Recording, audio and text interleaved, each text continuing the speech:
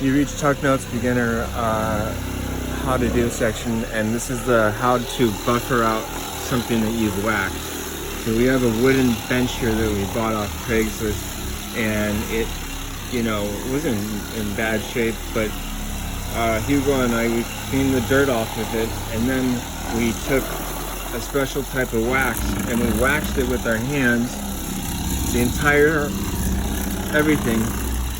And then now the last part is to buffer out the wood, which I'm learning. I don't know how to do it.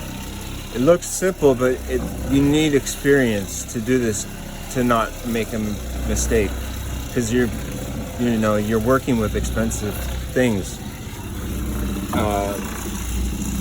You can't afford mistakes like that. So that's why I make videos like this, to show people how to do this stuff, and for me to keep, so I can bring it back, and if I forget, I can remember and watch the videos if I do them.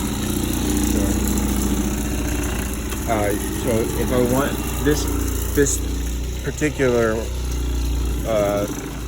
seat needs more wax, so what Hugo told me to do, and this is how I'm going to do it, is basically, I guess, maybe wait tomorrow and then wax it again, everything, and then wait 2 hours. Wait 2 hours, and then you can start buffering out. That will have given enough time for the wax to have seeped into the wood.